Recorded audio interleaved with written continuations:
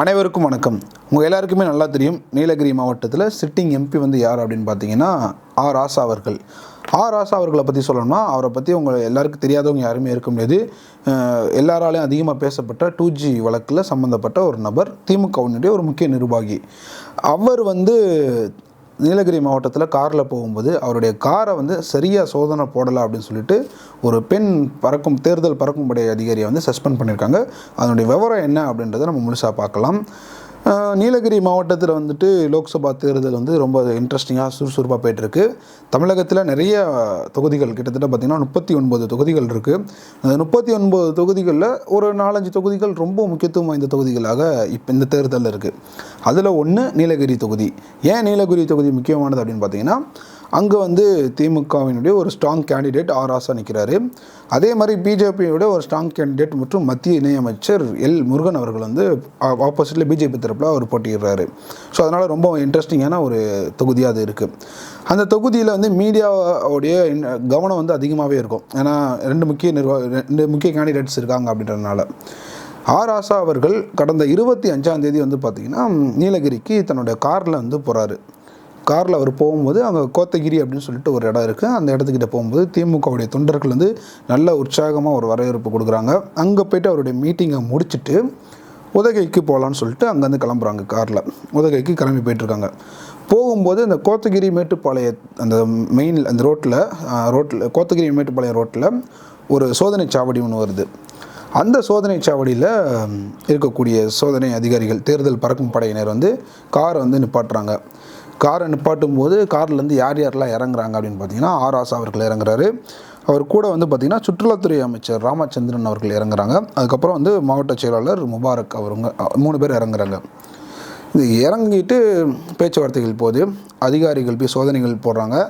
நடத்தி முடிச்சு ஓகே ஒன்றும் இல்லை சார், கிளியர் சார், நீங்கள் கிளம்பலாம் சார் அப்படின்றாங்க. அவங்களும் போயிடுறாங்க. ஸோ இதான் நடந்தது அங்கே.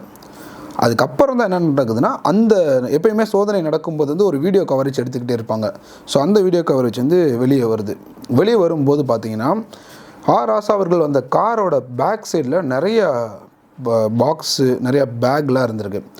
இந்த அதிகாரிகள் போய் அந்த பாக்ஸையோ அந்த பேக்கையோ ஓப்பன் பண்ணி பார்க்கல, பாக்ஸ் ஓப்பன் பண்ணி எதுவுமே பண்ணி பார்க்கல. ஓகே கிளியர் அப்படின்னு சொல்லிட்டு அனுப்பிட்டாங்க. இது வந்து ஒரு பயங்கரமான சர்ச்சையாக வெடிச்சிச்சு. எதிர்கட்சிகள் எல்லாருமே இதை வந்து கையில் எடுக்க ஆரம்பித்தாங்க.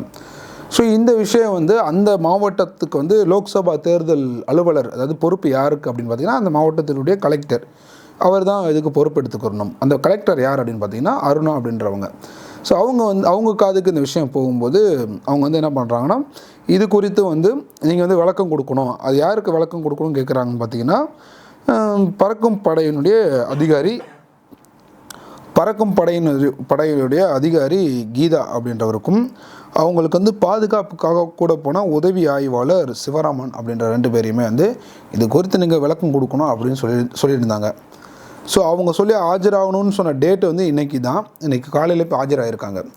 ஸோ ஆஜராகும்போது விளக்கம் கேட்டிருக்காங்க. அவங்க வந்து ப்ராப்பரான ஒரு விளக்கம் கொடுக்கல. இவர்கள் கொடுத்த விளக்கம் ஃபுல்லாக எப்படி இருந்திருக்கு அப்படின்னு பார்த்தீங்கன்னா, ஏதோ ஒரு முகாந்திரத்தின் அடிப்படையில் தான் ராசா அவர்களுடைய காரை வந்து சோதனை இட முடியலை, சரியாக பண்ணலை நாங்கள் அப்படின்ற மாதிரி சொல்லியிருக்காங்க, கண்டுபிடிச்சிருக்காங்க.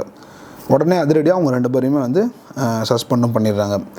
இப்போ இணையதளத்தில் வந்து இந்த கேள்வி, இந்த நடந்த சம்பவம் தொடர்பாக என்னென்ன கேள்விகள் எழுந்திருக்குன்னு பார்த்தீங்கன்னா, அந்த காரில் ஒழுங்காக சோதனை நடத்தலை அப்படின்றதுக்காக அந்த பெண் அதிகாரியை வந்து நீங்கள் சஸ்பெண்ட் பண்ணீங்க, வாழ்த்துக்கள். அப்போ அந்த காரில் என்ன இருந்தது? அந்த காரில் வாக்காளர்களுக்கு பணம் கொடுக்கணும், பணத்தை வந்து சப்ளை பண்ணுன்றதுக்காக பணம் இருந்துச்சா, அல்லது வேறு பரிசு பொருட்கள் வேறு எதுவும் இருந்துச்சா, வேறு ஏதாவது முக்கியமான விஷயங்கள் இருந்துச்சா அப்படின்றத வந்து நீங்கள் எப்போ ஆய்வு நடத்துவீங்கன்ற கேள்வி எழுப்ப ஆரம்பிச்சிட்டாங்க. மேபி இதுக்கான இன்வெஸ்டிகேஷன் ஸ்டார்ட் பண்ணியிருக்கலாம். ஆனால் அது குறித்து ப்ராப்பரான தகவல் இன்னும் கிடைக்காதனால எல்லோரும் இந்த கேள்வி எழுப்ப ஆரம்பிச்சிட்டாங்க. இதை வந்து முருகன் அவர்களுமே இந்த கேள்வி எழுப்ப ஆரம்பிச்சிட்டாரு. பாஜகவை சேர்ந்தவர்களும் எழுப்ப ஆரம்பிச்சிட்டாங்க. இந்த எலெக்ஷனில் இந்த 2024 லோக்சபா தேர்தலை பொறுத்த வரைக்கும் பார்த்திங்கன்னா, தேர்தல் பறக்கும் படையினர் வந்து ரொம்ப அதிரடியாக செயல்பட்டுக்கிட்டு இருக்காங்க எல்லா இடத்துலையும். அவர்கள் வந்து இந்த மாதிரி முக்கியமான நிர்வாகிகளெல்லாம் விட்டுட்டு சுற்றுலா சுற்றி பார்க்க வந்தவங்க, சாதாரண ஏழைகள், கடை வச்சுருக்கிறவங்க, ஒரு இடத்துல சாயங்காலம் இப்போ வேலையை முடிச்சுட்டு அந்த பணத்தை போய் பேங்க்கில் போடலான்னு போகிறவங்க, இப்படி போகிறவங்க வரவங்ககிட்ட ஃபுல்லாக பணத்தை ஃபுல்லாக பறிச்சிடுறாங்க. ஆனால் முக்கியமாக இப்போ அவங்க உண்மையாக வாக்காளர்களுக்கு பணத்தை கொடுக்கணும்னு சொல்லிட்டு பெட்டி படியாக எடுத்துகிட்டு போகிறவங்கள வந்துட்டு சோதனையை நடத்தாமல் விட்டுறாங்க அப்படின்ற மாதிரி நிறையா குற்றச்சாட்டுகள் எழும்ப ஆரம்பிச்சிருச்சு. இத்தனை நாள் நீங்களும் பார்த்துருப்பீங்க தேர்தல் பறக்கும் படையினருடைய செயல்பாடுகளை. அது குறித்து உங்களுடைய கருத்துக்கள் என்ன அப்படின்றத மறக்காமல் கமெண்ட்டில் சொல்லுங்கள். நன்றி.